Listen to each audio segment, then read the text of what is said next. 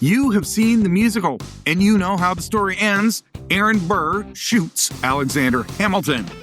But this is the podcast where we ask big questions, so let's ask the biggest one of all, why? Why did these two guys do it? There is more to know about the whole event. Why was dueling even a thing? It was the 11th duel that Hamilton had been involved with. Was that a little or was that a lot? But there's a bigger, more existential question here.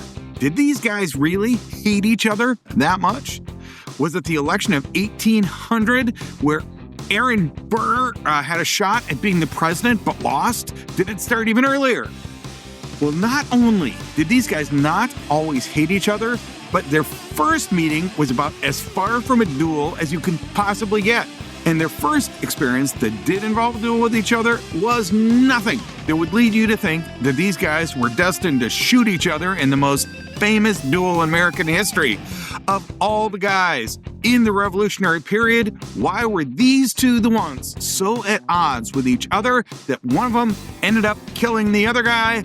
I am not sure that I can answer all of it, but I will take my shot in this episode of Theater, History, and Mysteries. I'm John Bruschke, and you are listening to Theater, History, and Mysteries, where I take a musical theater production, go into a deep dive on the questions it raises and the answers it provides. I hope that this approach will give a deeper understanding about the lessons that the musical has for theater and for life, and I will never miss an opportunity to pursue any mystery, bizarre coincidence, improbable event, or supernatural suggestion along the way because, in the words of Dirk Gently, it is all connected. Okay, thank you so much for tuning into the show. As always, I deeply, deeply appreciate that you are lending me your ears to engage with me on a topic that I hope is of mutual interest. I appreciate you listening so much. I am not asking you for money at this part. I'm trying to get this show big enough that we don't have to do that. I can't promise that we will get there for sure, but at the very least, right now, all I'm asking you to do is to share this with some friends. If you find an episode that you like, hopefully this one, you can go ahead and post that on your social media, tell a friend about it, spread the word a little bit. That will do more than you can know, and I appreciate so much that you are even taking the time to listen right now. We are on our third episode of Hamilton. The very first one, we looked over the three things that Alexander Hamilton should be known for. Now, if you've seen the musical, you know the guy's a big deal, but I'm not sure you walk out of that musical knowing exactly what it is this guy did that was so important. Well, it turns out there are three main things that he did. He founded the U.S. Treasury and created the U.S. Federal Bank. In the process, he got the United States out of all of its war debt, which was amazing. He then supported the Alien Sedition Acts, which were huge and terrifying. And if you think Alexander Hamilton was just a champion of the people, man, we are headed for some difficult emotional time together, you and I, but we haven't got to those yet. And then the third thing that you ought to know him for is that he really played a role in getting the Constitution passed. And that hasn't, probably a bigger deal than you even get from the musical. And so we're going to talk about that. So far, we've talked about the exciting topic of banking. Yay, banking. That was episode 2. I promise you it's more interesting than it sounds like. If you hate spreadsheets, you're still going to like our last episode. But if there's one thing you ought to know about Alexander Hamilton, it's what he did with the U.S. Treasury and the U.S. Bank. Today, we're now going to take a side tour. We will get back to those other two things that Hamilton is known for, but the fun part is dueling, and there's so much to say about it that's where we're going to jump off today. So today, and for the next couple episodes, we're going to be talking about the duel that was fought between Aaron Burr and Alexander Hamilton, and we will get back to the rest of all that stuff later on. The other important things, Alexander Hamilton had a lot going on. We're going to talk about all of it, and it's going to consume a bunch of our time. Okay.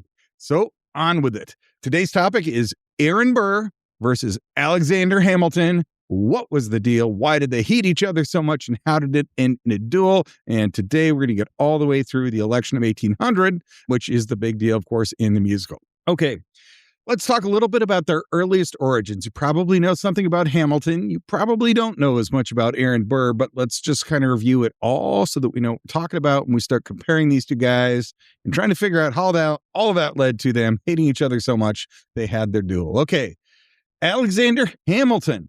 His mom is named Rachel, and in 1745, she married a guy named Johann Lavian on the island of St. Croix, and they had a son named Peter. Alexander is not in the picture. Neither is Alexander's dad, but Rachel, for whatever reason, does not like that marriage. She bolts and she heads to a new island where she meets James Hamilton, who is Alexander's dad. He is minor Scottish nobility, and together they have two kids. The first child is named James after his father, and the second one is who we know as Alexander. But that is important to know that his mom already had a brother by another guy, and he was not the eldest. He was the second child that his mother had out of wedlock with James. He gets tutored by a Jewish headmistress. They have a library. Their family has a library that has 34 books, all of 34 books.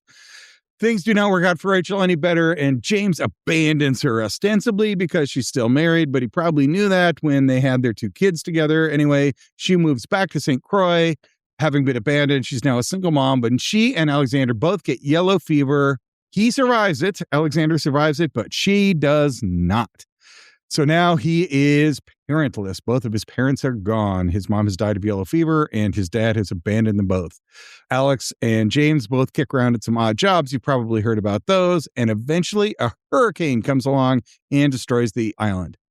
Alexander actually writes a letter about it, and a Presbyterian reverend. Let's remember that denomination. Just kind of dog-ear your podcast here. The Presbyterian reverend is a tutor and a mentor to Alexander, and he manages to get it published. And on the strength of that, the community leaders eventually take up a collection, and they're going to send Alexander Hamilton to the United States with the proceeds. He gets to America. He has some rushed schooling. He's got some making up to do, but he's got stuff he wants to get on and do with his life. And so he rushes through some schooling, most notably at Columbia, which was then King's College. He gives a rally speech in favor of the revolution on July 6, 1774. He starts writing pamphlets. He's involved in the revolution. And in 1775, so he's pro-revolution. And in 1775, an angry mob kind of forms in the quad at the college that he's at. And they want to lynch their president, who's a known British sympathizer. And Alexander essentially gives a speech that is long enough that the guy can sneak away. He saves the president's life, even though he disagrees with the guy politically. That is notable. Others will make a lot of that later on, but it's kind of one of his early entries into politics. And then later in 1775, with the war breaking out, he leaves college and he becomes a soldier. So starts on the small island, gets to New York, gets immediately, or as soon as he gets to college, is involved in revolutionary politics. And then as soon as the revolution itself starts, he joins. But something for a college student to be writing pamphlets and giving speeches. Aaron Burr. Okay, stop. What do you know about him before he meets Alexander Hamilton? Like right now, if you had to take an essay test and someone said, write down everything you know about Aaron Burr before he met Alexander Hamilton, what would it be? I'm guessing not much. I certainly didn't know a lot, so I'm going to go ahead and start giving you some information here. It was a shock to me, or a lot of the stuff just was illuminating. This the whole thing becomes a lot more rich and a lot more interesting the more I got to know about Aaron Burr. Okay, well, he was also a second child, and his dad was a Presbyterian minister. Let's also remember that, Presbyterian. And he was the second president of a university that would eventually become Princeton. His father died, so moved in with his grandparents, but then his mom and both his grandparents died, and all of that happened before he was 2 years old. So by the age of 2, he has lost both of his parents and the grandparents that he was supposed to live with. He was kicked around with several relatives and eventually lives with an abusive uncle, and he tries to run away from that uncle several times. But by age 13, he's in what is basically a boarding school. He joins the debate team, go debate team, and he graduates at the age of 16, and now he wants to study law and theology. So he's not involved in revolutionary politics, is involved in the clergy and the practice of law. And then in 1775, when the war starts, he does exactly what Alexander Hamilton does, and he stops his college studies so that he can join the revolution and fight for independence from England. Okay, so that box score. Both children lose their parents before the age of 5. Both of them went to colleges that would go on to become famous. They're both great students at these places that could give them a great education at the time. They both paused their education in 1775 so that they could take on the British. Alexander actually probably had the happier childhood. He was around, neither of them had parents, but he was at least around people who seemed to value him, or want to advance his cause or help him out in some way. And Aaron Burr just kind of had that abusive uncle that he was running away from. Alexander is in the campus quad giving speeches about the revolution and saving the president, and Aaron Burr is just kind of doing Aaron Burr. He's looking after his own career, and that's a lot. Now, he will serve very heroically in the revolution, but for now, he's not showing nearly the interest in the revolution that Hamilton is. Okay, so now they're both in the army, right? 1775, they have both enlisted, and they have their first meeting, the very first time they met each other. Quick, what do you know about the first time that Hamilton and Aaron Burr had a significant encounter? Now, there is some question about whether or not they knew each other before they got in the army, and the leading theory is they probably don't. They probably didn't. I mean, they were both guys in New York that were college students, but beyond that, they didn't have a ton in common. They got into the military. They probably did know each other through the military, but also, again, probably only in passing. It wasn't like they necessarily would have met. And what I want to say here, and I probably should have said this earlier, is that my source here is a book called Interview at Weehawken. An interview is what you called a duel. In fact, that is when the duel was challenged. That was, I request your presence at an interview was the language of the letter. We'll get to that in the next episode. But importantly, that book got published in 1962. And it used all original primary source documents. So that the book that I'm drawing in here is 1962. Now, that's important because the history books that you read after Hamilton the Musical are definitely a reaction to Hamilton the Musical. And they start with the assumption that most of what the readers know comes from Hamilton the Musical. But the reason I like this book, Willard Wallace's book, and just let's say that for fun, Willard Wallace of Wesleyan is the guy. He's got original source documents. He's actually compiled it with two other authors. He wrote the introduction. That's where I'm taking most of my information from, but it's not influenced by the musical, and it is based on primary source documents, which are two things that I like, and it is from Wesleyan University. Let's also put a dog ear in that. That's 3 dog ears, I think now, and it's published in 1962. Okay, here is the way the first encounter goes. In 1776, the war is underway, and the British general, Howe, has landed on Staten Island. Washington decides that he's going to defend it, and that's probably not a great decision because there's overwhelming British sea power, and they also probably got more soldiers. But he divides his troops and decides he's going to defend the Brooklyn Heights. Now, both Alexander Hamilton and Aaron Burr are part of the military force that's supposed to defend the Brooklyn Heights, and both of them think it's a bad idea. And they're right. The battle starts, and the Americans start losing badly. They could be crushed, but it doesn't happen, kind of because the British are arrogant, and maybe because their all-royalty officer corps isn't all that competent. Also, there's some bad weather, but the British should decisively crush the Americans, but they dally. And Americans are able to escape to Manhattan. Now, I'm a Mets fan. If I get to New York, I know I can take the 7 train and I can get to a Mets game. But one annoying thing about New Yorkers, and I like most of them, especially the portions that are Met fans, especially the part of them that play for the New York Mets, they keep talking about New York as if you're supposed to know where the Upper East Side is or the Upper West Side or what uptown and downtown is, even if you've never been to New York. I can't track it. So I'm going to give you some of my bad geography about the place that is New York City. Okay, so it is, of course, next to the Atlantic Ocean, which is, of course, to the east. And there's a little chunk of land that juts out there that is called Long Island. It is a Long Island. You can't quibble with the name. And just below that, so to the south of that Long Island, there's a bay, and that's where New Jersey kind of starts. And I think it's actually in the middle of the water. You stop being in New York and you start being in New Jersey, at least now. That may not have been the border back in 1775. Okay, but from there, so there's, Long Island, and then there's a bay underneath it, and then there's some rivers that lead into that bay that are to the north of the bay, but just to the west, so a little bit inland from that Long Island. There's a river to the east, which is called the East River. Also can't really quibble with that name. It is on the east, so the ocean side, and then to the west of that east river is something called the Hudson River, and right in the middle is the island called Manhattan. So these two rivers that are separating an island. That island is Manhattan, but just to the east of that, the oceanward side, is where the Brooklyn Heights are.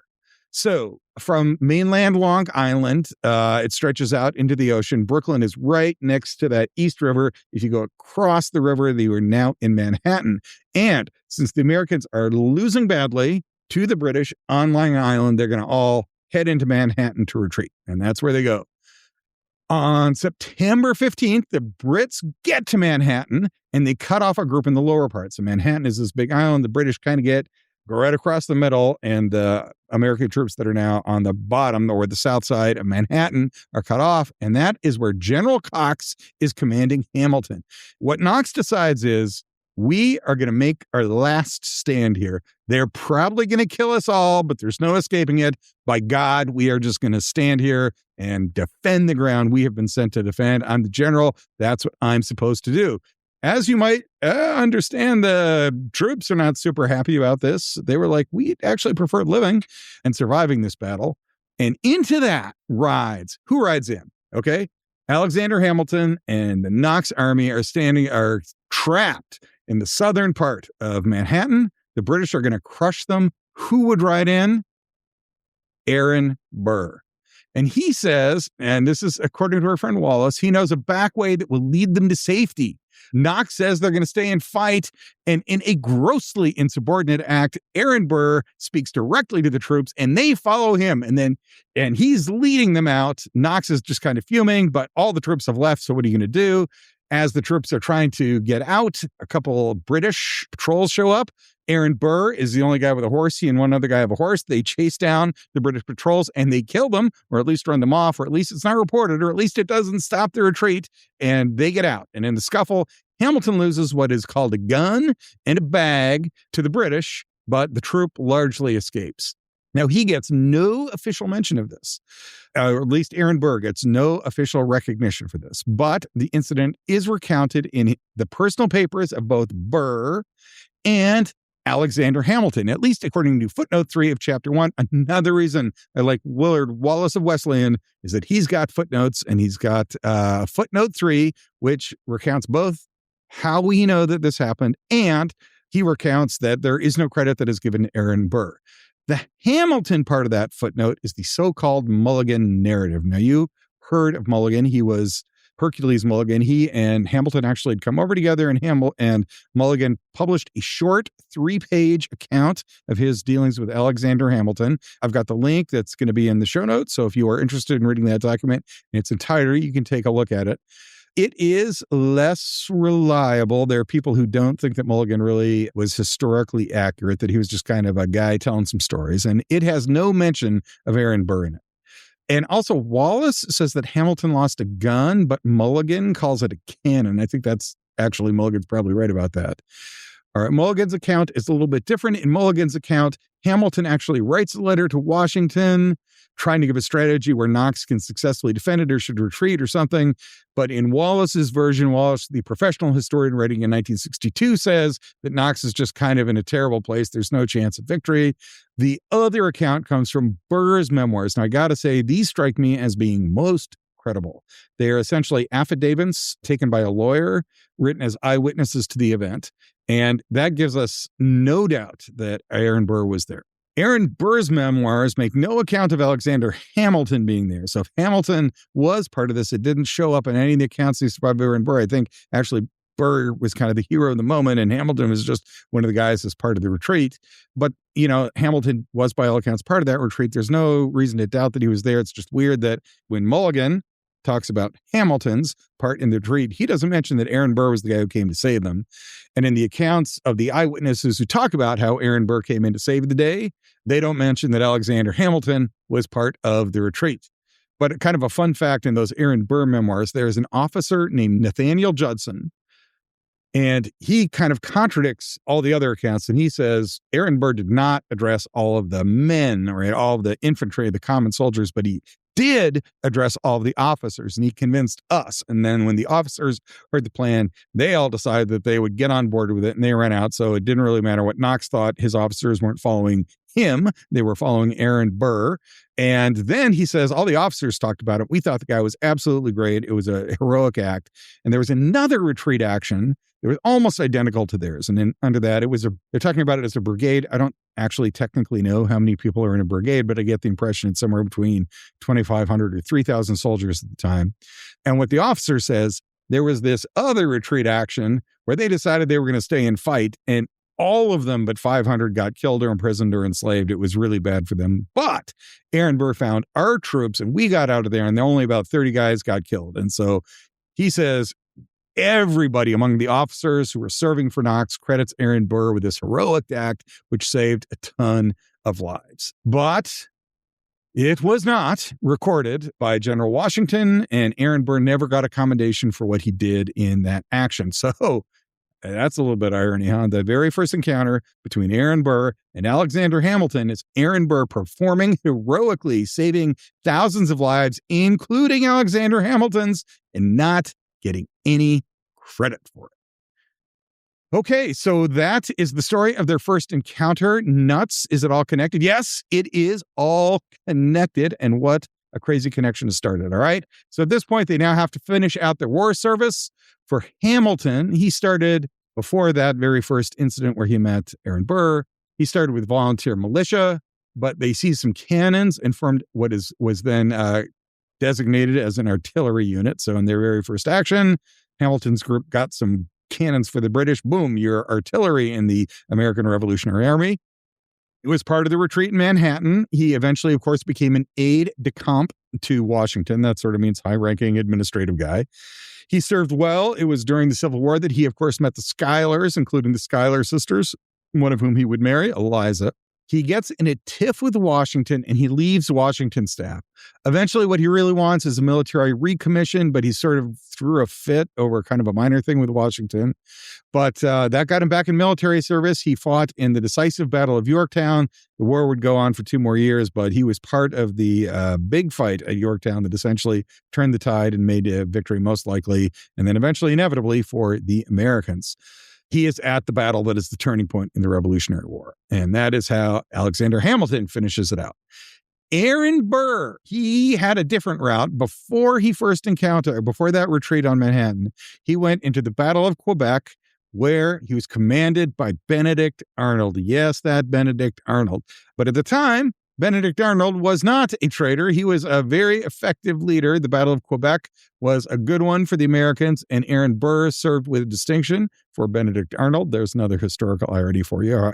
Are you a war hero? Yes. Did they recognize the important thing you did? No. Did they link you to Benedict Arnold? Yes. Does that help you? No. No, it does not help you to be linked to Benedict Arnold in the Revolutionary War. But did you actually do a great job while serving for Benedict Arnold? Yes. Yes, you did. I get why Aaron Burr felt a little abused by history. Anyway, Washington never acknowledged his work in Manhattan, and essentially that refusal, what should have normally happened is Washington in the next day's, wrap up on, hey, what happened yesterday in the Revolutionary War? He would list all the battles that happened, and he skipped Aaron Burr. I have not seen a source that talks about why. There probably is one that I'm just missing, but the effect of it was that meant that Burr should have been up for a promotion, should have been up for a commendation. Washington skipped it, and that really made Aaron Burr mad. Like, he was acutely aware that he had been missed.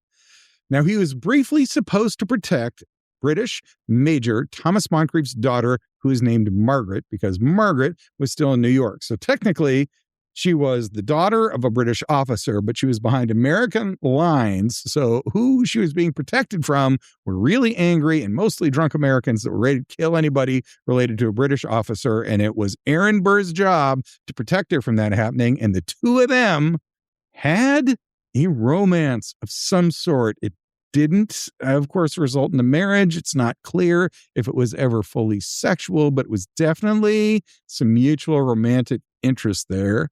We will get back to that when we talk in a couple episodes where we talk about Burr and Hamilton and their sexual lives and the role that played in their role in history. He then fought in the Battle of Monmouth, where he collapsed from heat exhaustion. He was never really the same guy after that. He got reassigned a couple of times, and he eventually served Washington in an administrative role.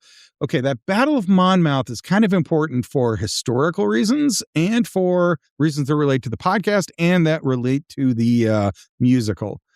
Technically, it was a draw. Neither side really gained anything strategically. The Americans might have, killed a couple more British, and the British killed Americans, but it was not significant in any way, except that Washington claimed that it was a win to solidify his position as commander-in-chief, which I guess had come into doubt, and to get more support from Congress. He needed a big win, so he called Monmouth a big win, when looking back now, most historians are not sure he was right. And the explanation for why it was they had not done better was that General Lee took a lot of heat for failing to be more aggressive. There was the start of Monmouth was a great big retreat. It was Lee's soldiers who were retreating. Lee took a bunch of blame for that. He's not happy about that. But to defend himself, he says a bunch of tactless things, and he eventually decides, you know what I'm going to do? I'm going to make people pick between me and George Washington. And guess what people picked? That's right. They picked Washington. In the process of that, John Lawrence, who was actually a buddy of Alexander Hamilton, challenged General Lee over the nasty things that he had said about George Washington. It was a duel, and John Lawrence II was none other than Alexander Hamilton. And in the show, when they do that, the 10 Commandments of dueling, that's what they're talking about. Lawrence would wound Lee in that duel. So they shoot at each other, and Lawrence hits Lee. That is bad. It wounds Lee. His life never really gets any better. He eventually dies in infamy a couple of years later. Okay, so that is just sort of how Hamilton and Burr finish out their military service. But during that same time, they both got married. Now, Hamilton's we know more about. He does marry, as a historical fact, a Schuyler sister who is Eliza, and he does so about a year before the war ends. In historical fact, there are more than 3 Schuyler sisters. I think there's a total of 8 total Schuyler children. I think 6 of them are female, but it is accurate to say that Eliza is totally devoted to him. Our friend Willard Wallace says that. They eventually have 8 children, although as we'll see later, not all of them survive or have happy endings. There's more on that later. But at the time, and this is worth remembering about Alexander Hamilton's marriage, there are 3 powerful families in New York. There are the Clintons, there are the Livingstons, and there are the Schuylers. And in an era of American politics before political parties were really a thing, there weren't really political parties. They would eventually become that way, and they would actually form around the actions of Alexander Hamilton. But at the time he got married, politics was super personal. What family you were part of mattered way more than what your ideology was. And by marrying Eliza, Alexander Hamilton is now firmly in the Schuyler camp. Now, it is unlikely, all those things about Alexander Hamilton's humble origins. He was definitely born out of wedlock to a woman without standing. That's not the kind of guy that you would think the powerful Schuyler family would want to be married to their daughter. But by all accounts, Alexander and the patriarch of the Schuyler family got along well. It was a happy marriage, plus or minus the sex stuff that we are going to talk about. But it was definitely a long and important relationship for both of them. All right. Meanwhile, Aaron Burr is having romances of his own. There is a woman named Theodosia who is 10 years older than Aaron Burr and Alexander Hamilton, and she's already got 5 kids. She is married to a British officer who is stationed elsewhere. He's not in the United States. But she holds what is kind of a reading group. A bunch of people hang out. They talk about books all the time, and it's a lot of the people you can name in the Revolution, but for our purposes, it definitely includes Burr and Hamilton. They're both there reading. Now, she wasn't supposed to be good looking. She was definitely not young, and she already had a lot of kids. Now, that was a lot of barriers to a romantic relationship in the 1700s, but she and Aaron Burr hit it off. They get married about 3 years after the war. They confirm that the husband is dead. So Aaron Burr is now the stepfather to the 5 children of Theodosia. Then he and Theodosia have one daughter together. They also name her Theodosia.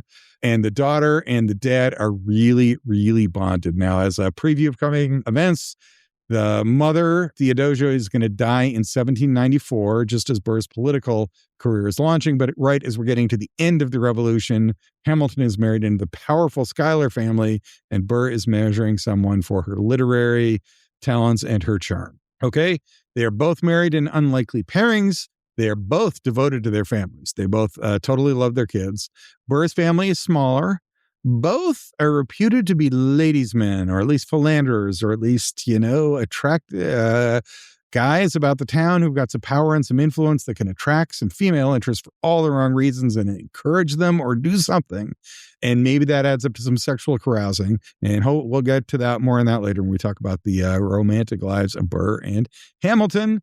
Strikes our ears as unusual, but I do think at that time you could be both a very happily married and devoted to your family and also have some sexual escapades on the side.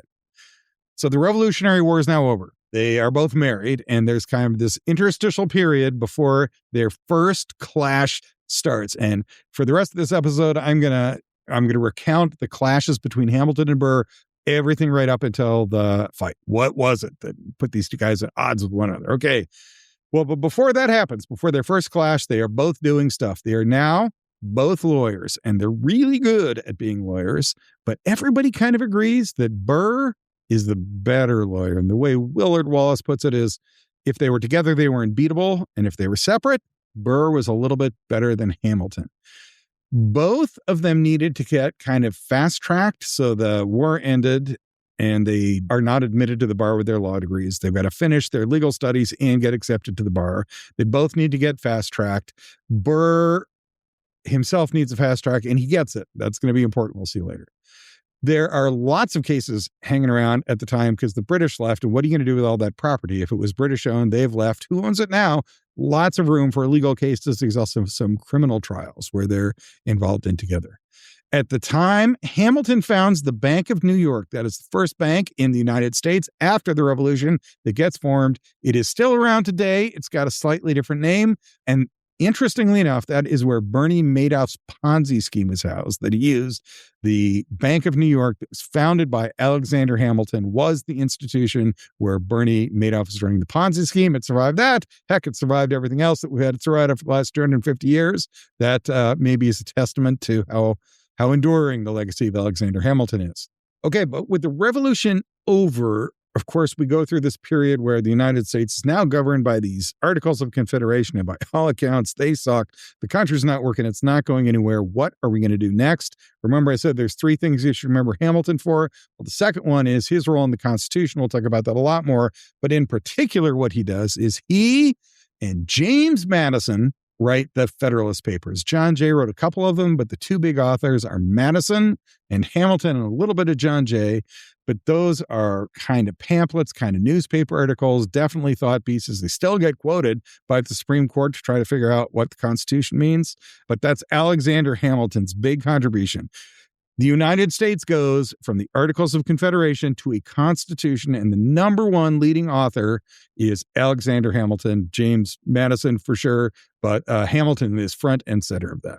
Although when we finally signed the Constitution, that's not the version that Alexander Hamilton prefers. He's got his own version, and it's more elitist. It's got less of the power of the people and populism in there, but he eventually decides this Constitution is the one I want, but it's way better than the Articles of Confederation. He fights for its ratification in New York, and he wins.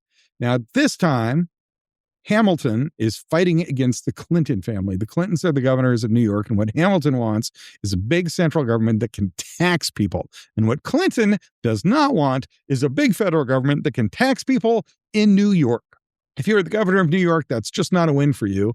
Hamilton, of course, did not come from any of the 13 colonies. So almost alone amongst the constitutional founders, he's got more of the nation at heart. Anyway, of those three powerful families, there's Hamilton, he's a Schuyler, and the governor of New York is a Clinton. Clinton does not want the Constitution ratified. Hamilton takes him on, wins the debate, wins the fight, and we now have a U.S. Constitution. At that time, he also founds the Federal Bank. I mentioned that in the past episode, but the important thing about this period is that founding of the bank is what causes the big split between Jefferson and Hamilton. So Thomas Jefferson and Alexander Hamilton are both important guys. They both were in favor of the Constitution. Jefferson wrote it and Hamilton pitched it. Those two guys were hugely responsible for it, but they split over the question of Hamilton's bank. And although history, I guess, is slightly divided on that question, everybody agrees that Hamilton's bank was massively influential in the creation of the United States, and there was no way we were going to pay our war debts without it. Like I said, you can find out more about that in the last episode. But that's also when political parties start to form. That before it was just sort of there were these people who were prominent and they might run for office, but now the democracy is a big deal. Political parties are starting to form, and that is where Jefferson splits from Hamilton, and those result in political parties. Okay, now that gets us to the New York governor's race, which is going to be the first real throwdown that Alexander Hamilton has with Aaron Burr. But as a quick summary of this period, Burr and Hamilton are both prominent. Hamilton is already quite a politician and has a lot that he's accomplished already. He's a key Federalist. He's a part of the Federalist Party. He created the Treasury, which was hated at the time, but everybody acknowledged, at the time you weren't maybe for it, maybe against it. But looking back at history, everybody says that was a big win, certainly for Hamilton, probably for the United States. Burr is the better lawyer. And the other important thing to know is that the big political configuration in New York is that there are three very powerful families. All of that is context, which gets us up to fight number one of what will be 6 major fights between Hamilton and Burr. All right, here we go. Ring the fight bell. We have clash number 1. It is the New York governor's race of the year 1788. Hamilton wants the Federalists, that is his political movement, the Schuylers, the family he's a part of, and the Livingstons, one of those other powerful New York families, to oppose Clinton's governor. And that's because Hamilton and Clinton had just had this great big fight over the ratification of the Constitution. Hamilton won it, and he doesn't want Clinton to stay governor of New York. Clinton, for his part, of course, wants to get back at Hamilton, kick him out, and reclaim the power for himself. The candidate is a guy named Yates. So Yates is kind of a minor figure, but he's Alexander Hamilton's candidate, and he's the judge who fast-tracked Aaron Burr's rise to the bar way back in the day. The Revolutionary War ended. Burr needs somebody that will let him fast-track so he can take the bar exam and become a lawyer. And the guy who did that was Yates. So Aaron Burr gets on board with Hamilton to campaign to try to get Yates elected. But importantly, he's not doing it so much because he likes Hamilton or even because he likes Federalist ideas. He's doing it because he kind of owes Yates. The vote is very close, and Clinton wins the governorship, but he loses both of the legislative houses in New York. And so he realizes, for me to get anything done, I'm going to have to reach across the aisle. And so he reaches across that aisle where he finds the welcoming arms of Aaron Burr, and he appoints Burr as the Attorney General of New York. Now, that's kind of minor, but it sets up the big split. The important thing is that Burr has bailed on Hamilton, and it's not really viewed as a betrayal at the time, but it's definitely, how does the musical sets it up? Like, Burr's the guy where you don't know what he's for and you don't know what he's against, and Hamilton is uber principled and won't back down as much. And so this is kind of the first time you can see that happening. Aaron Burr is joining the Clintons, Hamilton's political opponents, after working for Hamilton. Maybe that makes him a little admirably moderate, but maybe that makes him kind of traitorous. And this is unrelated, but just to kind of keep the timeline in order here, 1789 is also the year that Aaron Burr will join the Society of St. Tammany. We'll talk about that later, but it's 1789, and now Burr is in the Society of St. Tammany. That was the governor's race of 1788, and Burr has joined Hamilton's side but flipped. So up to this point in their lives, they've been lawyers together. They have fought in the Revolutionary War together. Burr has saved Hamilton's life, although neither of them really talk about it that way. And they joined together on a political campaign. They lost, but at the end of that, Burr joined the other, or took an appointment from the other side. All right, that was clash number 1, the governor's election. Clash number 2, the Senate seat of 1791. There are 2 Senate seats, and they are held by the Daddy Schuyler and by a guy named Rufus King. Hamilton had backed King. So of the 2 senators, the one that, obviously, Hamilton's going to back Schuyler. No one thinks too much about that.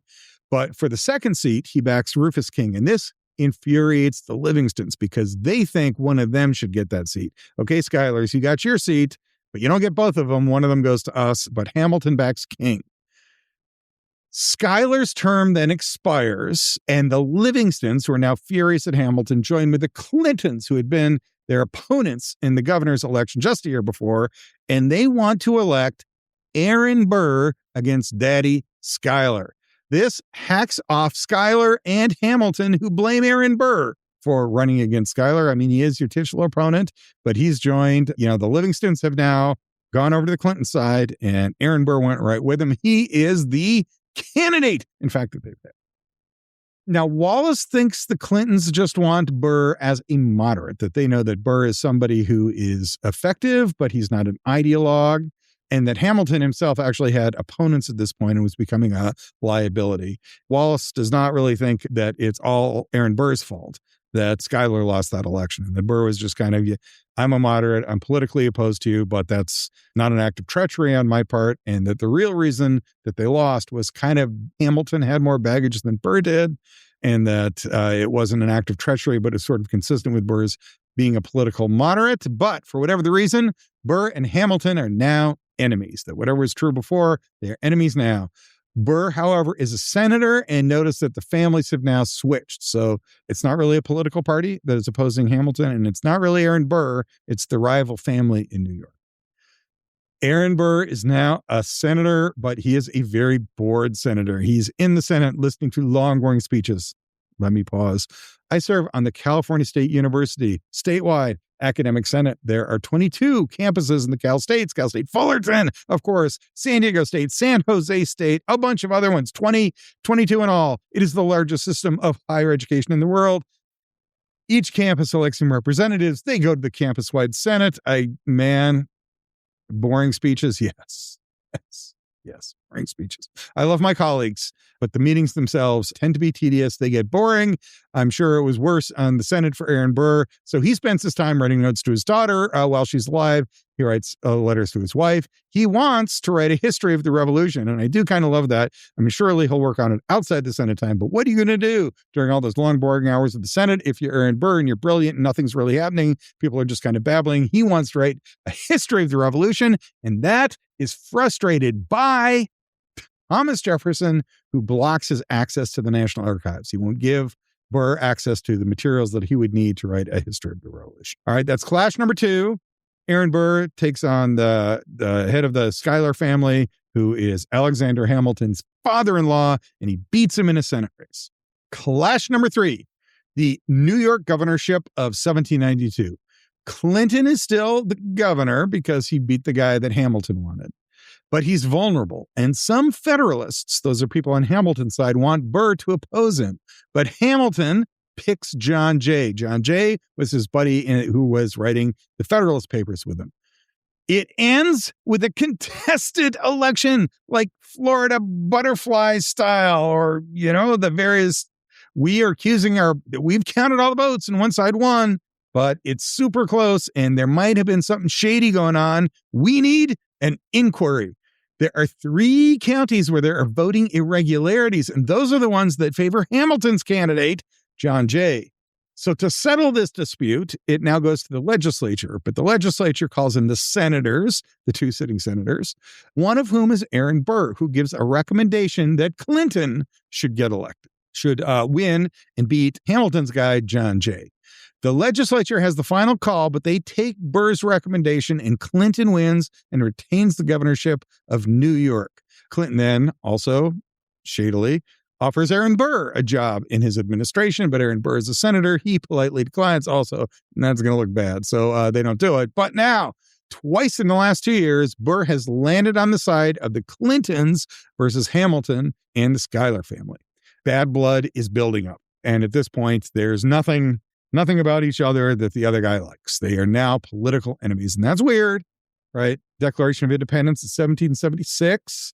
War ends 1780s. It's now 1792, and a scant 10 years after they were fighting side by side, these guys hate each other. We are now at clash number 4, the presidential race, which was also 1792. Okay, there are now 3 parties going on, and Washington is the nominee of one of those. But Washington has to pick who he wants to be his vice presidential running mate. Now, we will figure out, given the election rules of that time period, having somebody called your vice president isn't exactly the 2 of you run on the same ticket. You can both get votes for president, but there's a big debate, nonetheless, about who the vice presidential candidate should be. There are 3 of them. Hamilton writes to Washington about Burr, and he says this. This is now the direct words of Alexander Hamilton talking to Washington about Aaron Burr. There's a couple of ellipses in here. I'm not going to highlight those. You'll get the flavor. Quote, Burr is unprincipled, both as a public and a private man. In fact, I take it he is for or against nothing. Lin-Manuel Miranda, you're kind of a genius. I'm sure, if you have seen Hamilton, you recognize that phrase in Lin-Manuel Miranda's rap, and it comes directly from this letter. I'm going to read that sentence again. In fact, I take it he is for or against nothing, but as it suits his interest or ambition, I am mistaken if it be not his object to play the game of confusion, and I feel it a religious duty to oppose his career. End quote. The game of confusion. Feel like I played that every day. Anyway, Aaron Burr played it better than I did, but did you catch that last sentence? I feel it a religious duty to oppose his career. It's 1792, and Alexander Hamilton hates Aaron Burr's guts. Now, I'm going to read you one more quote. This came in a separate letter. This was not to Washington, but Hamilton is sending letters to everybody he can think of to say the worst things he can possibly say about Aaron Burr. Quote, Mr. Burr's integrity as an individual is not unimpeached. As a public man, he is one of the worst sort, a friend to nothing, but as it suits his interest and ambition. End quote. Yes, as an individual, he's not unimpeached. That means bad. People don't like his personal character, but as a politician, he is absolutely the worst. Washington does not pick Aaron Burr as his running mate. Hamilton also opposes Burr getting nominated as the minister to France.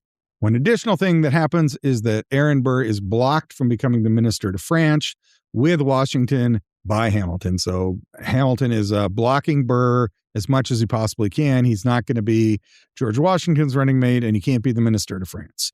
So Wallace's pause right here, when Wallace is giving his version of events here, he says that Hamilton is impacting the policy of the United States, but Burr is not. At this point, Hamilton has started the Treasury, which is going to have a huge impact for centuries to come. He's been instrumental in getting the Constitution passed, and he wrote the Federalist Papers. Aaron Burr has been a lawyer, and he's won some legal cases, and he's had runs for governorship and has been a senator, but that's not really the same scale of impact that Hamilton's had.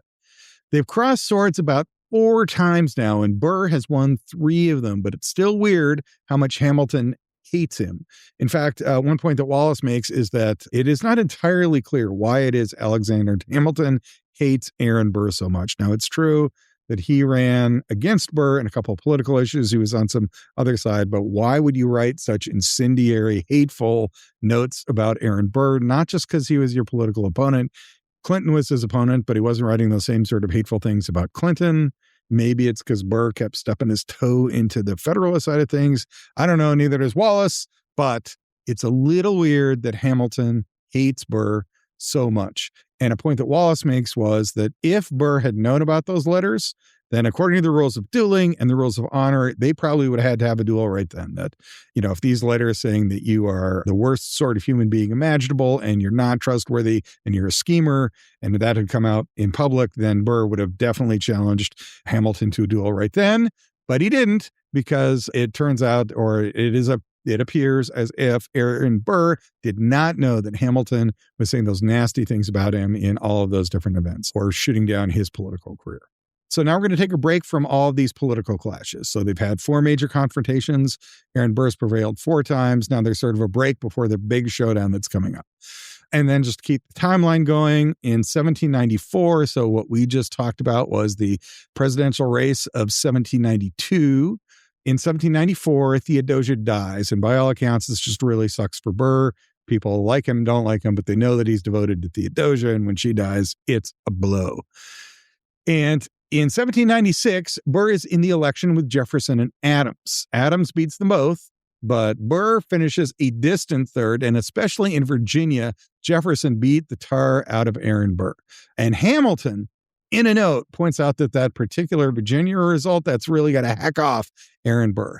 Aaron Burr then loses the vice presidential contest as well, and Schuyler beats him out for the Senate. So 1792 is when Hamilton's writing all those nasty notes about how Burr should not be Washington's running mate. The next election cycle is 1796, and Burr can't win anything. He's split from the Hamilton and the Federalists, but he's not getting anywhere in Jefferson's party. He can't beat Jefferson, and he can't even be the vice presidential candidate there. He then runs for Senate again, and this time Schuyler beats him. So as of this year, Burr is now out of politics. He will eventually return to a seat in the New York legislature, which is not nothing. It is New York. It is the greatest city in the world, and it is a legislative seat, but it's not the presidency of the United States. So that's a bad year. So, 1794 to 1796 is just Aaron Burr is not doing well. The weirdest thing that happens in this time leading up to the 1800 election is the 1797 Reynolds affair. We will have a later episode on this, but let's at least go over the broad strokes now. If you've seen the musical, I again am asking you, just pause right now. What is it you know about the Reynolds affair? What happened? I'll bet what I have to say, will make you think, oh, right, that kind of makes sense. And I've got one more tidbit in here that is going to blow your mind, or it blew my mind. If you know anything about revolutionary history, I'm no expert. I've got a passing interest. I've got a musical theater interest in the revolution, but this, I could not believe it happened. Anyway, here's the broad strokes. Hamilton and Maria Reynolds, who is married, are really close in the periods of 1791 and 1792. Close enough that her husband and maybe she blackmail Hamilton, threatening to reveal the romantic situation. And Hamilton pays for their silence with his own money. But there's the accusation, since he's now the head of the Treasury, that maybe he used public money. But he gets together 3 members of Congress, one of whom is James Monroe. He convinces them, look, this happened, and we'll get to whether or not it really did in further episodes. But at least on paper, the deal is this happened. I was blackmailed. I did pay for it, but I can prove to you that I used my own money. So the deal is going to be you agree to be quiet about this, and I will tell you everything that went on. And he tells that to James Monroe, 2 other people. They all agree. As of 1791, 1792, everyone's going to keep this under wraps. In 1797, however, the story breaks. It comes out in the press. Somebody has found out. Somebody has spilled the beans. And the whole thing comes out, including the accusation that Alexander Hamilton used public money to pay the blackmailer to cover up his own sexual affair. Hamilton responds with a pamphlet where he admits to the affair because he wants to go public with defending himself once again that he did not use public money. He does this, and he successfully proves that he did not embezzle, and everyone seems willing to accept that, but he's pretty much done for public office. He's not going to win elections anymore, having publicly admitted to an affair. The question is who leaked the story, and Hamilton thinks that it's James Monroe. But as we know from the 10 Commandments of dueling, the 10 duel commandments, most of the time, a duel challenge does not result in an actual gunfight. And this one is no exception. The seconds get together and they negotiate out something that is amenable to both parties. And the guy who successfully negotiates it and drafts the agreement that they both agree to, that settles it so there is not a duel, is, oh, you could say it with me, couldn't you? Aaron Burr. So now, here we're getting to the end of the 1790s. Hamilton hates Aaron Burr, probably more than Aaron Burr hates him. It's a little confusing. Why? Because why Hamilton hates Burr so much, because he could hate a lot of people. I don't know why, and it's not clear why it's all focused on Burr. Nobody knows what Burr's thinking, because by all accounts, Aaron Burr never tells anybody what he's thinking. That's why he's got those hip-hop songs about him in the musical. But Burr saved Hamilton in the Revolution, and he was a peacemaker in the Reynolds affair. Whew, we are now at the very end of the 1790s and just about to get to the elections of 1800. We are at clash number 5, the non-war with France. So in the late 1790s, which is all going on, so the Reynolds affair is 1797. And in the last 2 years of the century, France and England are going at it. And we talked about this in previous episodes, but it looks like the United States might have to get involved in the war. People are saying, look, we got to back France because they backed us in our revolution. And Hamilton is saying, we got to back Britain because I am Lafayette's best friend and I like France. But I'm a banker and I can see where this is going economically. Economically, we need to be friends with Britain. And so what the United States eventually does is stay neutral. but it's getting testy enough. We can tell we might need a military again. So Adams, who is now president, appoints Washington. Washington immediately picks Hamilton as his second in command. Adams is unhappy about this because Adams hates Hamilton's guts. But with Washington in command, Hamilton then ices Burr out of a military appointment. So Adams is like, hey, let's appoint Aaron Burr. And Hamilton's like, hard no, Washington. Washington takes Hamilton's advice and will not let Burr get his day in the military, a second run at the military. Now, W.J. Rohrbaugh is a professor of history at the University of Washington in Seattle, and he was writing in the Journal of the Early Republic in 1995. I picked Wallace because it was 1962. That is pre-musical. And Rohrbaugh I am taken to because 1995 is also before the Hamilton musical is coming out. Anyway, Rohrbaugh we'll talk about much more extensively in the next episode, but Rohrbaugh's take is at this point, Burr is really angry that he didn't get appointed to the military the second time around. And why not? After he saved all those people during the Revolutionary War and served with distinction, you could expect that you would get a promotion. He's not just mad at Alexander Hamilton, but he is also mad at Alexander Hamilton, and he is fully aware that Washington and Hamilton are pretty tight. Okay. And so that is the lead into the election of 1800. We are now in the late 1790s. All right. It is now time to take that bookmarker, that little dog ear we put in our digital book, and go back to the year 1789. So we are in 1799, but a decade prior to that, there is an upholsterer. The guy upholsters things. His name is William Mooney. And he has formed the Society of St. Tammany. What does the society do? They drink a lot of beer. They smoke a lot of tobacco, the original smoke-filled room. They met in what they called a wigwam, and they called each other braves. Now, if some of that imagery harkens back in your mind to the Boston Tea Party, you're not wrong. And if the name Tammany sounds a lot like Tammany Hall, which you probably associate with dirty politics, you're not wrong about that either. But this is the very origins of that. Before that, this is after the Tea Party, but before Tammany Hall becomes quite the machine that it would once be. It was maybe the first and certainly the earliest prominent grassroots political organizing. Let's just call it a social/political club. A lot of it was hanging out and drinking. A lot of it was smoking and making each other feel tough. But they also did neighborhood campaigns. They were becoming politically effective. They'd go into neighborhoods. They would talk to people. They would charge dues, but they definitely went door to door. And they were becoming politically effective. They aligned with the Republicans against the Federalists. And by 1799, they were impacting New York political races. And Aaron Burr was super tight with that club. He was their guy. They were his. The official connections were a little less clear, but there was no doubt that Burr and Tammany Hall in 1799 were allies. And meanwhile, Aaron Burr, because he's been shut out of federal office, is in New York legislature. And he is starting to do a bunch of things that are rankling Alexander Hamilton. And if you are a Hamilton fan, it is not in the direction you want it to be. What is Aaron Burr doing that's hacking off Alexander Hamilton? He introduces a law to ban slavery. In New York, he's the guy who does it. The Aliens and Sedition Acts, which we talked about in the first episode, we'll get to more later, they are opposed to those. Hamilton is in favor of them. The Alien Acts, they restrict immigration. The Sedition Acts, they restrict free speech. And Burr is on what I think history has recorded the right side of both those questions. We'll talk about Hamilton and the slavery question an awful lot later, but Burr is out ahead of Hamilton on the slavery question. And he also forms a rival bank against Hamilton. Hamilton's got the bank in New York, and he's this really shady legal loophole to do it.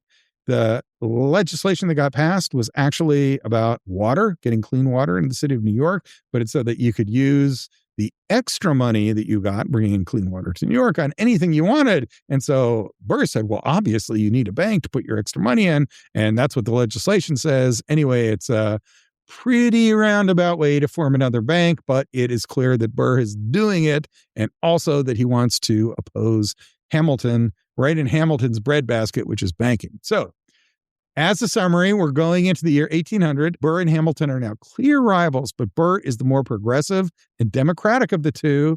And yes, and Wallace notes this is the exact opposite of their upbringing, that Burr had kind of an aristocratic background, if an unhappy childhood. He should be pro-elitist, pro-bank, anti-democratic, anti-immigration, and pro-slavery.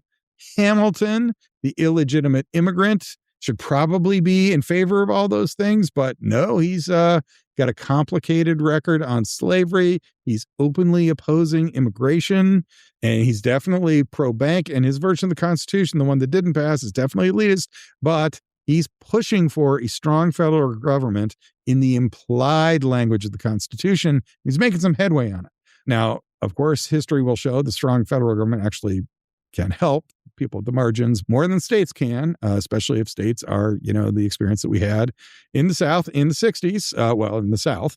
But Aaron Burr is on the right side of all those questions, and Hamilton is either the wrong side of those questions or definitely a step behind him. I just want to say we'll take up all of these topics later. We're talking about the Alien Sedition Act, the slavery question, the relationship with women, the portrayal of women in the musical. All that's coming. Right now, we're just trying to figure out why Aaron Burr and Alexander Hamilton hate each other so much. And we are now at the election of 1800. It is a similar pattern. These two guys have been on the opposite side of a bunch of elections for a long time, but now the stakes are way higher. It's the U.S. presidency. Hamilton wants Adams out. Why? They hate each other. But the legislature still casts votes for the president. So it's kind of like this modified electoral college, that there's a popular vote, but then the state legislature sends the electors to the Congress, and they're the ones who cast the votes for the president. So Hamilton has to control the New York legislature in order for him to get New York to vote against Adams. But Burr uses Tammany Hall for a second legal loophole. Remember, he's a brilliant lawyer, and I'll tell you what happens. You decide for yourself, is this shady? You have to own land to vote. Everybody knows that about the revolution, right? That everyone's created equal, except there's a 3/5 compromise and women can't vote, and you have to own land. So what Burr does is he uses his Tammany Hall connections, that grassroots thing, and he gets the collective groups together, right? You can't buy property, but what if 100 of you get together and y'all kick in $2 each and you buy an empty plot of land somewhere? Well, Burr organizes this, Tammany Hall's behind it, and it totally works.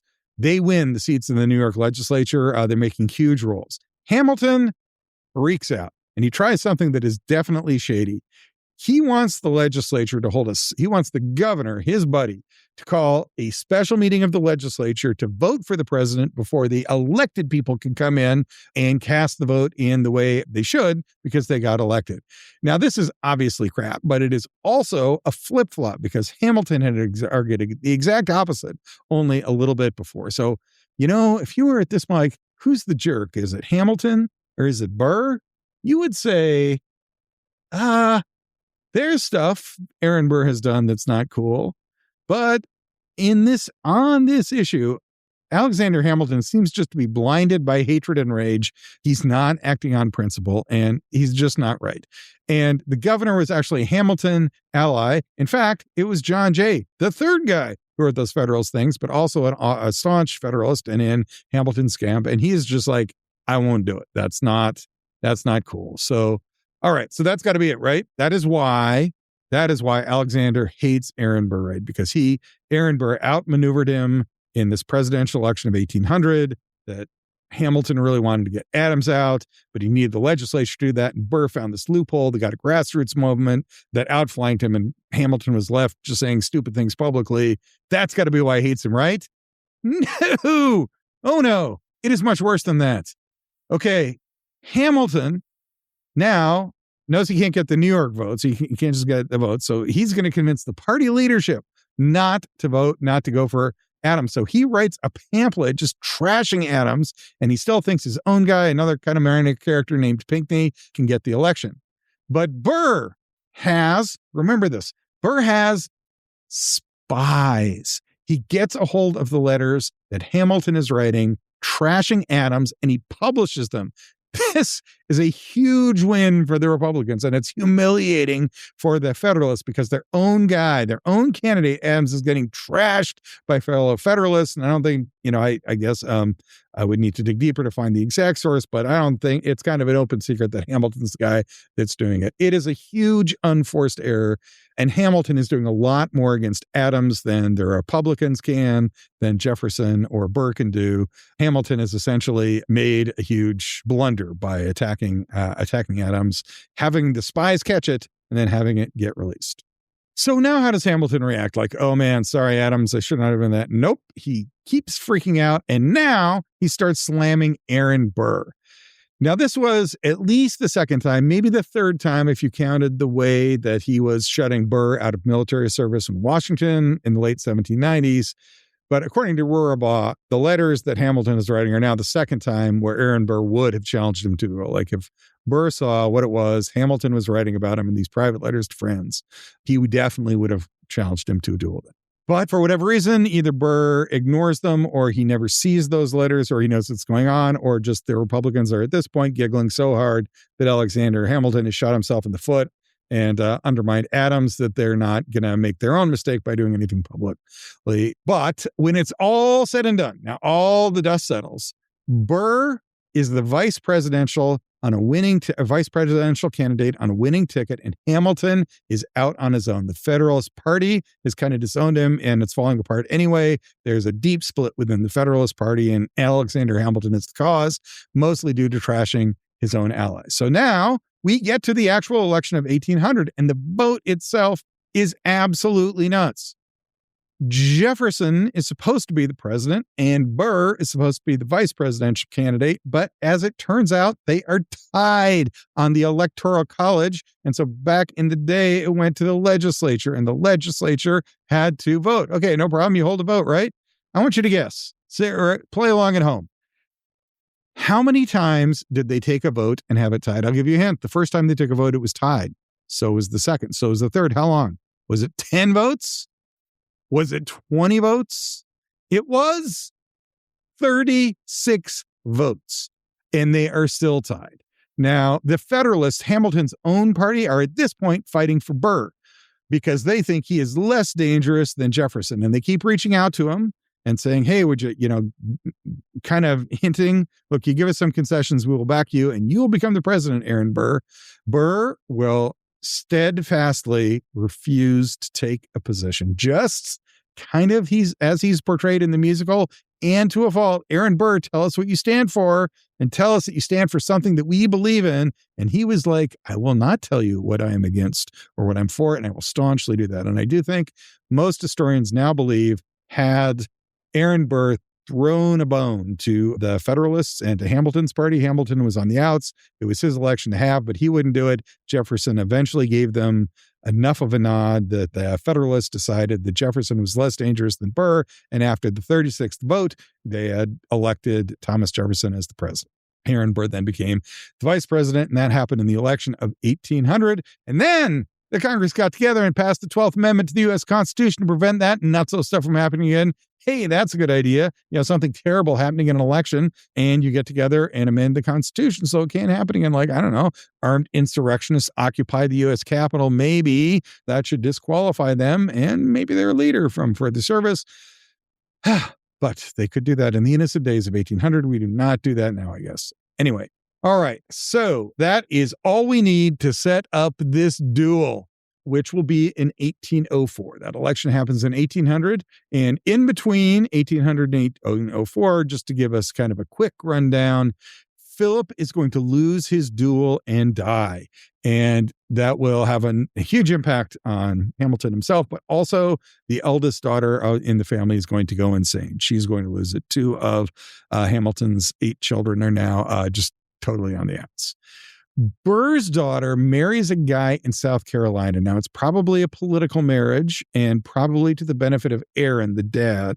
But by all accounts, it's a huge loss to Aaron Burr. Like, these two were the beaux of the daddy-daughter dance. She was totally devoted to him. He was totally devoted to her. In fact, what all sources have said is that he would keep a place setting at the table for her, even though he knew that she was going to be in South Carolina. It was just kind of personally devastating for Aaron Burr. And according to Rorabaugh, Burr is now iced out of the Jefferson administration. He's the vice president for sure, and he chairs the Senate. And as an excellent lawyer, he, by all accounts, does a very good job of being the chair of the Senate. But he's not even invited to the cabinet meetings. Jefferson doesn't care what he says anymore. Also, being vice president just kind of sucks. Adams called it a nauseous fog. That is the direct words of Adams. Burr probably agrees with that. What is the vice president? Well, I guess if you are Aaron Burr and you are at odds with Thomas Jefferson, it's not much. So he's unhappy about that. Okay, we have come to the end. We have kind of walked through from the very earliest times right up to the election of 1800. What is it that's causing this big divide between Hamilton and Burr? I don't think I know yet. And we're going to talk a little bit more in the next episode about, okay, what was happening. But I will say at this point, there is a pattern. There was an early on, it seemed like collaboration was possible. They were both good soldiers. They were both good lawyers. They could work together as lawyers, and they even worked together on the very first election they did. But then they definitely had a split. And at first it was just like, there aren't really political parties, they're personal connections. Burr is on the opposite side of this one. But eventually it became so divisive that Hamilton blamed Burr for everything. Hamilton couldn't stop trashing Burr privately and in really vicious ways. And ultimately, that kind of cost him his entire position with his own party when he was trashing Adams. And all of that, though, is going to lead to, and Burr, for his part, his life is getting increasing. He found himself out of politics. He got back in politics. Once he was back in politics, he was kind of frozen out by Jefferson. Jefferson didn't trust him either. In his daughter, who was his big connection with the world, kind of left him. His wife, who he was devoted to, had passed. And all of that is going to lead to one last clash. And we are going to devote the episode to that. All right. One last little note about Wesleyan University. It's kind of fun. Wesleyan University created the very first film archive in the United States. That it's kind of a small college. It's in Middletown, Connecticut. And that was kind of a big deal. And then in 1962, that's where Willard was when he combined all these original documents. Now, in other episodes, we have talked about Victor Hugo and his seances. Two scholars, there were hundreds of seances that Victor Hugo had, and he combined, all of them were transcribed. And the professors who made those transcriptions also worked at Wesleyan University. My own spouse was at Wesleyan University and did some library work for those two professors. It was on an unrelated project, but she was a Wesleyan student, and she was a Wesleyan student at the same time Joss Whedon was. He went on to make Buffy the Vampire Slayer and then do a bunch of Marvel movies. So, you went to Wesleyan if you were a film guy because they had the biggest film archive and they were kind of a big deal. And so my wife graduates, she moves on. And then about 9 years later, she and I reconnected at a wedding in Boston. So it's 1997, 1998. My wife and I, we'd grown up together in Utah. She had gone off to Wesleyan. I'd gone to California for college. And we reconnected in 1997, 1998. And in that year, a scrawny freshman walked onto the campus of Wesleyan University named Lin-Manuel Miranda. And we'll hear more about him and the Wesleyan connection in coming episodes, which I hope you stick around for. Anyway, that gets us Alexander Hamilton and Aaron Burr up to the election of 1800. And we will keep the story going in the next episode to look at the duel that happened between Alexander Hamilton and Aaron Burr. That is on the next episode of Theater, History, and Mysteries.